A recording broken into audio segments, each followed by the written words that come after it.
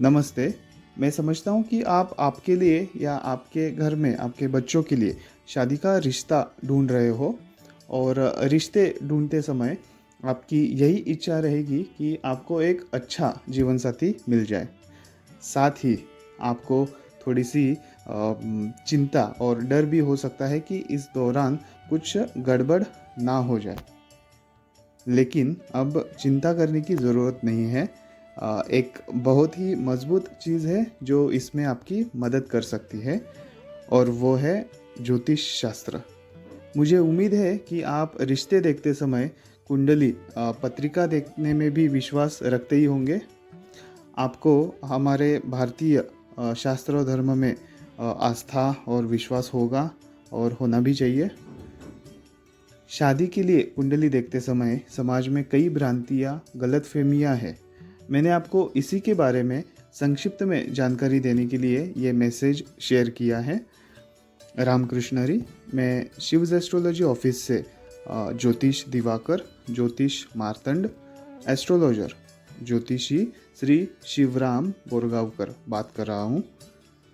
तो जब मैं क्लाइंट और लोगों से पूछता हूँ कि आप या आपके ज्योतिषी शादी के लिए कुंडली देखते समय क्या देखते हैं, तो लगभग 99.99% लोग एक जवाब अवश्य ही देते हैं और वो जवाब होता है कि वर वधु के गुण मिलान में कितने गुण आ रहे हैं, इसे देखना। तो हम समझते हैं कि 36 में से 18 से ज़्यादा गुण का मतलब पास और 18 से कम गुण आना मतलब फेल होता है। तो यहाँ मैं आपकी पहली गलतफहमी, मिसअंडरस्टैंडिंग दूर करना चाहता हूँ और वो ये है कि गुण मिलान के गुण देखकर कभी भी कोई भी फैसला नहीं लेना चाहिए।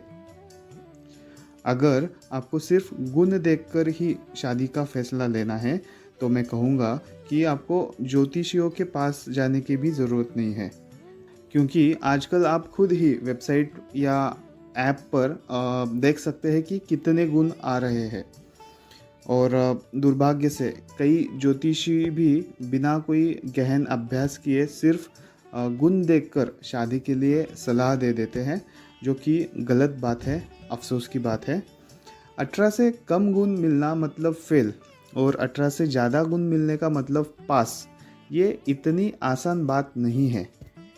तो इसीलिए एक बात ध्यान में रखें कि गुण मिलान के गुण देखकर कभी भी कोई भी निर्णय ना ले।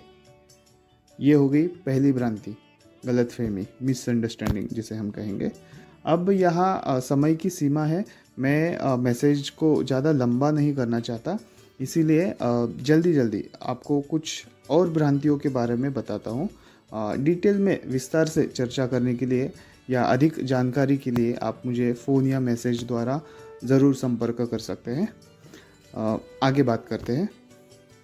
कई बार मांगलिक और नॉन मांगलिक गण, राशि, भकूट, नाड़ी, इनको लेकर भी हमारे मन में संभ्रम होता है, कन्फ्यूजन होता है। तो ये चीज़ें वास्तव में क्या है, इनके बारे में हमें निर्णय कैसे लेना चाहिए? संक्षेप में मैं आपको बताता हूँ। सामने वाला व्यक्ति मांगलिक है या नहीं, इस आधार पर भी आपको कोई निर्णय नहीं लेना चाहिए। ये केवल लड़का और लड़की दोनों की कुंडली देखकर ही तय किया जा सकता है। इसके लिए दोनों की कस्टमाइज कुंडली देखने की ज़रूरत होती है। इसी के साथ आपको एक नाड़ी होने के आधार पर भी हाँ या ना का निर्णय नहीं लेना चाहिए। और इसी तरह आपको गण, राशि, भकूट, इनको देखकर भी कोई निर्णय नहीं लेना चाहिए। तो कुंडली में क्या देखना चाहिए हमें? कैसे हम निर्धारित करें कि इसको हमें पास करना है या फेल करना है? शादी के लिए मैच मेकिंग करते समय मैं अपने अभ्यास में कौन सी चीज़ें देखता हूँ, उस बारे में मैं आपको कुछ जानकारी दे रहा हूँ। तो देखिए, लड़का और लड़की दोनों की कुंडलियाँ एक दूसरे का साथ देती है या नहीं, सपोर्ट करती है या नहीं, उनमें अनुकूलता हमें दिख रही है या नहीं, ये देखना ज़रूरी होता है। यानी कि गुण मिलान ज़रूरी नहीं है, बल्कि कुंडली मिलान ज़रूरी है। गुण मिलान के बजाय कुंडली मिलान होना चाहिए। हमें यहाँ लड़का और लड़की दोनों की कुंडलियों का गहराई से अभ्यास करना होता है। अलग अलग प्रकार की वर्ग कुंडलियाँ होती है, उन अलग अलग वर्ग कुंडलियों का भी हमें अलग से अभ्यास करना होता है। वैवाहिक जीवन के लिए क्या दोनों की कुंडलियाँ एक दूसरे का साथ देती है, एक दूसरे को सपोर्ट करती है या नहीं, उसमें हमें अनुकूलता दिख रही है या नहीं, ये देखना आवश्यक होता है।